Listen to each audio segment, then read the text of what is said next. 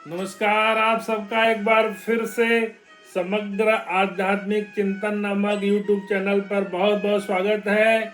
आज कार्तिक पूर्णिमा है, जिसे देव दिवाली के रूप में भी मनाया जाता है और आज ही गुरु नानक जी का जन्म दिवस मनाया जाता है। आप सबको ज्ञात है कि गुरु नानक देव जी का जन्म सन 1469 ईस्वी में कार्तिक पूर्णिमा के ही दिन, अब पाकिस्तान में है तलवंडी गांव, वहाँ पे हुआ था, जो अब ननकाना साहब के नाम से प्रसिद्ध है। गुरु नानक देव सिख धर्म के संस्थापक थे और उन्होंने उस समय एक बड़ी चेतना जागृत की थी और समग्र भारत में एक जागृति का अभियान चलाया था। और उन्होंने पूरे भारत और उस समय के पाकिस्तान मिला के एक ही भारत था, तो सब जगहों की यात्राएं की और सबके अंदर मानवता का प्रचार और प्रसार किया और सिख धर्म के प्रथम गुरु हुए। आप सबको ज्ञात है कि सिख धर्म में 10 गुरु हुए हैं। 10वें गुरु गुरु गोविंद सिंह थे, जिनका कि बड़ा ही नाम था और उन्होंने सिखों की पहचान के लिए कड़ा काठिया कंघा केस कर कतार सिखों का वेश, यानी सिखों को पहचान के लिए 5 चीज होनी चाहिए। कड़ा होना चाहिए, कच्छा होना चाहिए, कंघा होना चाहिए, बाल होना चाहिए और हाथ में कृपाण होना चाहिए। और एक बड़ा बहादुर कौम है, उन्होंने देश के लिए बड़ी कुर्बानियां दी हैं। और गुरु गोविंद सिंह के 4 पुत्र उस समय शहीद हुए, बलिदान हो गए और उनकी एक अलग कहानी है। तो आइए उनकी स्मृति को याद करते हैं। आज गुरु नानक देव जी का जन्मदिन है, तो विशेष रूप से उनको याद करते हैं। उनकी वाणी को गुरु ग्रंथ साहब में संकलित किया गया है और 10वें गुरु के बाद गुरु ग्रंथ साहब को ही गुरु घोषित कर दिया गया और ये कहा गया कि अब कोई गुरु नहीं होगा, गुरु ग्रंथ साहब ही गुरु होंगे। तो आइए गुरु ग्रंथ साहब की स्मृति को भी प्रणाम करते हैं। और ये जो 10 गुरु हुए, इनके सबके अपने अपने कीर्तिमान स्थापित किए हैं। और किसी ने अमृतसर का निर्माण किया, किसी ने स्वर्ण मंदिर का निर्माण किया। और वैसे देखा जाए तो मुगल काल का इतिहास और सिख धर्म का इतिहास दोनों पैरेलल चलता है। वस्तुतः भारत में जब मुगलों ने तमाम तरह के अत्याचार शुरू किए तो सिखों ने बहुत मोर्चा लिया उनसे, और ये सनातन हिंदू धर्म की रक्षा के लिए एक ही परिवार में 5 भाई हैं तो एक भाई सिख बन जाता था। इस हिसाब से वो हिंदू के ही अंग थे।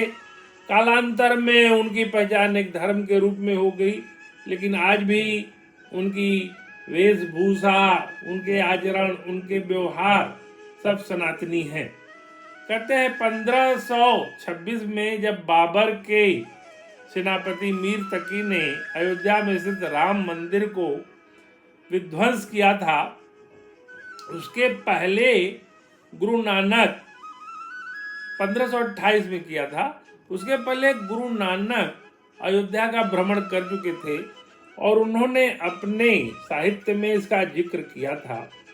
और जब राम जन्मभूमि के ऊपर सुप्रीम कोर्ट का आदेश आया तो गुरु नानक के द्वारा वर्णित राम मंदिर और अयोध्या स्थल को एक ऐतिहासिक प्रमाण के रूप में स्वीकार करते हुए यह निर्णय दिया गया कि यह एक ऐतिहासिक प्रूफ है कि गुरु नानक देव अयोध्या में आए थे, तब यह राम मंदिर विराजमान है। इसलिए सारे सनातनियों को गुरु नानक देव का ऋणी होना चाहिए। ऋणी तो हम सबके हैं। गुरु गोविंद सिंह ने अपने 4 पुत्रों की कुर्बानी दी और अपने आदर्शों से नहीं डिगे। कुर्बानी दे दी 4 बच्चों की, लेकिन अपने आदर्शों से नहीं डिगे। तो बाबर जो था वो गुरु नानक के समकालीन था। इसी तरह से उनका इतिहास चलते चलते जब आखिरी गुरु गोविंद सिंह थे 10वें गुरु, तो उस समय मुगल काल में उनका छठा बादशाह औरंगजेब था। यानी बाबर, हुमायूं, अकबर, जहांगीर, शाहजहां और औरंगजेब के तमाम अत्याचारों को देखा। गुरु तेग बहादुर जो गुरु गोविंद सिंह के पिता थे, उनका भी जो है सर कलम जो है उस समय जहाँ गिरने कराया था, उसका भी एक बड़ा ही रक्त रंजित इतिहास है। तो कभी इस चर्चा पे कि सिखों का इतिहास और मुगलों का इतिहास एक पैरेलल चलता है, और दसों गुरु ने समय समय पर उनसे मोर्चा लिया और उस समय के सनातन हिंदू धर्म की रक्षा के लिए इन लोगों ने बहुत योगदान दिया है। आइए अपनी चर्चा में गुरु नानक देव पे पुनः लौटते हैं। और गुरु नानक ने कहा था कि नानक नन्हे होई रहो, जाते नन्ही दूब, घास पात सब जरी गयो, दूब खूब की खूब। अपने अस्तित्व को छोटा बना के रखिए और एक दूब की भांति छोटा बन के रहिए। बड़ा बनने में, वृक्ष बनने में काटने का डर रहता है, कटने का डर रहता है, लेकिन दूब घास को कोई कितना भी रौ दे वो हमेशा हरी भरी रहती है। उसी हिसाब से उन्होंने कहा कि नानक नन्हे होई रहो, जाते नन्हे दूब। एक बहुत बड़ा मैसेज है संपूर्ण मानव जाति को कि किसी बात का कोई अहंकार नहीं करना है। हम इस पृथ्वी पे एक दूब की घास के तिनके के समान है। कोई हमें कितना भी रौ दे, लेकिन हमें उठ खड़ा होना चाहिए। हमें अपने अस्तित्व की रक्षा करते रहना चाहिए। ये हमारा सनातन हिंदू धर्म इसी तरह से तमाम झंझावातों को समय समय पर सहता रहा, बर्दाश्त करता रहा, और आज वो पुष्पित और पल्लित हो रहा है। संपूर्ण मानवता को सत्य, अहिंसा और शांति का संदेश यह सनातन हिंदू धर्म दे रहा है। गुरु नानक देव ने कई शिक्षाएं दी थी। नानक दुखिया सब संसार, वही सुखी जो नाम धार। पूरा जगत दुखी है, लेकिन जो भगवान के नाम का आश्रय लिए है वो सुखी है। तो 3 तरह की बातें कहते थे कि कीर्तन करो, बंड छको, नाम जपो। भगवान का कीर्तन करते थे, धन को, भोजन को बांट करके खाओ और भगवान का नाम जपो। तो जो ये सनातनी हैं, इन सबको हमेशा अपने जो भी इष्ट हैं, ओम जपिए, राम जपिए, कृष्ण जपिए, गुरु नानक जी के हिसाब से नानक वाणी को जपिए, जो इच्छा हो जपिए, लेकिन हमेशा जपना चाहिए। कार्तिक मास बड़ा पवित्र मास है।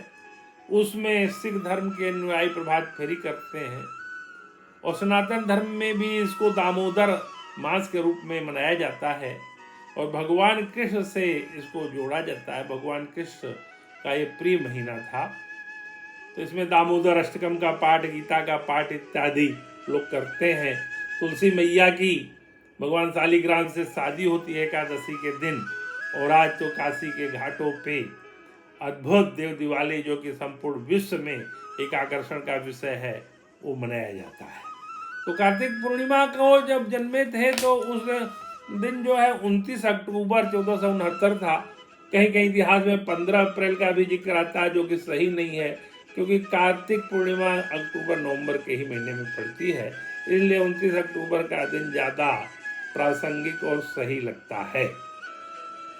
तो गुरु नानक देव ने तमाम यात्राएं की, और उस यात्रा के दौरान उनकी बड़ी परीक्षाएं भी हुई।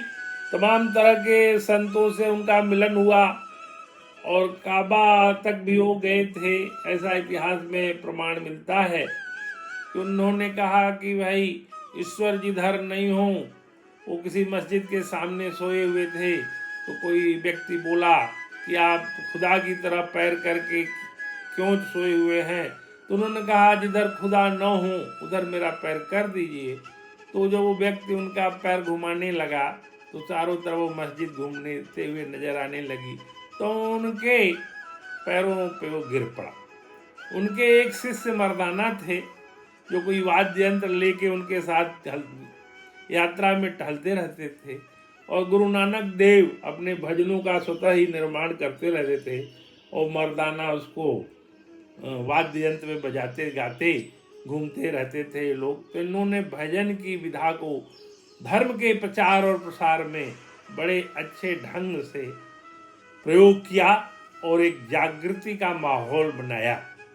तो गुरु नानक देव उस समय के पंजाब, आज के पाकिस्तान से लेकर के उन्होंने आज के उत्तराखंड, उत्तर प्रदेश और भारत के तमाम नगरों में, अयोध्या तक आए, काशी तक गए, तमाम नगरों में घूम घूम करके उन्होंने भगवान के नाम का कीर्तन किया और सबको मानवता का एक अच्छा संदेश दिया कि हम संपूर्ण मानव एक हैं, मानव मात्र में हमें कोई भेद नहीं होना चाहिए।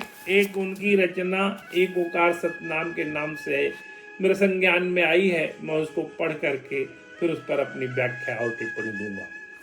एक ओकार सतनाम करता पुरख निर्भर निर्वैर, अकाल मूर्ति अचूनी सै गुरु प्रसादी, आदि सच जुगादि सच यह भी सचु नानक, होसी भी सचु सोच सोच न होई, जे सोची लख बार चुपे चुप न होई, जे लाई रहा उतार, भूखिया भूख न उतरी, जे बन्ना पुरिया भार, सहस्याण पालक होई, ताइक न चले नाल, क्यों सजियारा होइए, क्यों कुड़े टूटे पाल, हकमिर जाई चलना, नानक लिखिया नाल।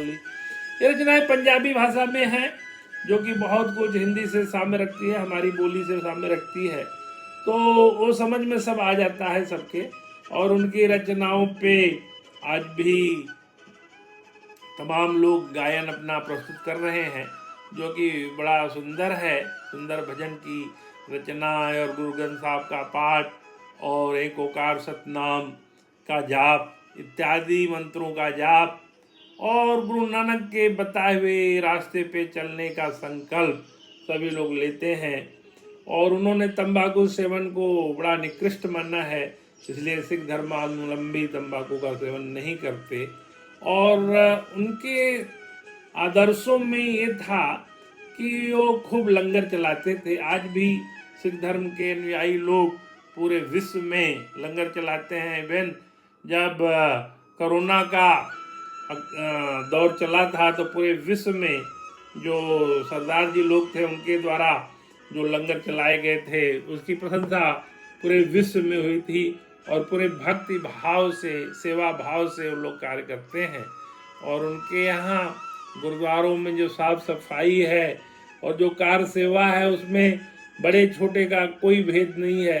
लोग कार सेवा करके अपने को पवित्र करते हैं और उनका जो सरोवर का जल है वो कितना साफ रहता है, वो सभी धर्म के अनुयायियों को एक सीखने की चीज है। उनके धर्म में, अपने सिख धर्म में जो बातें हैं, जो आदर्श हैं, उसमें वीरता है। वो मेहनत करना चाहते हैं, ईमानदारी के साथ जीना चाहते हैं, जो कि गुरु नानक द्वारा बताए हुए मार्ग का अनुसरण करते हुए वो पूरे समाज को एक दिशा दे गए हैं। तो गुरु नानक की इस स्मृति को हम याद करते हैं। देव दिवाली के बारे में इतना ही कि यह देवताओं द्वारा दिवाली धरती पे मनाई जाती है। यह अपने दिवाली के 15 दिन बाद कार्तिक पूर्णिमा पे मनाई जाती है और इस त्यौहार को काशी में, वाराणसी में बड़े धूमधाम से मनाया जाता है। वैसे तो ये कहीं भी मनाया जा सकता है। तो नदी के किनारे लोग दीपक जला करके देवताओं की स्मृति करते हैं, उनका आवाहन करते हैं, अपने सुख समृद्धि की बात करते हैं। आज के ही दिन जो कार्तिक स्नान है उसका समापन होता है। आज के ही दिन दामोदर मास का समापन होता है। इस पवित्र कार्तिक मास में बताते हैं कि प्रतिदिन कोई न कोई त्योहार, आंवला नवमी, एकादशी, गोपाष्टमी, छठ, दिवाली, भैया दूज, अन्नकूट, गोवर्धन पूजा और उसके पहले धनतेरस इत्यादि त्योहारों की ये श्रृंखला का आज एक समापन होता है। तो ये त्योहार हमारे जीवन में एक संदेश देते हैं कि हमें भाईचारा रख के मिलजुल के रहना है और भगवान के प्रति अपना पूरा समर्पण रखते हुए मानवता की सेवा करना है। जो लोग सक्षम हैं वो दान पुण्य करते हैं। अपनी पूर्व चर्चा में मैं बता चुका हूँ कि आंवला बहुत विटामिन सी रिच पौधा है, फल है, उसका सेवन करना बहुत श्रेयस्कर है।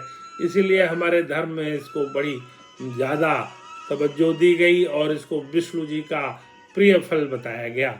इसी हिसाब से गोपाष्टमी हमारे कृषि प्रधान अर्थव्यवस्था में गायों का और बैलों का बड़ा ऊंचा स्थान है।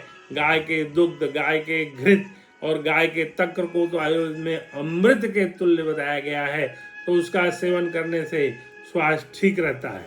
और जो कार्तिक महीने में सिख भाई, धर्मावलंबी भाई और हमारे सनातन धर्मी भाई प्रातः काल उठ के गंगा स्नान या नदियों में जो स्नान करते हैं, उससे भी हमारा स्वास्थ्य ठीक रहता है और हमारे मन में अच्छे विचारों का समागम होता है।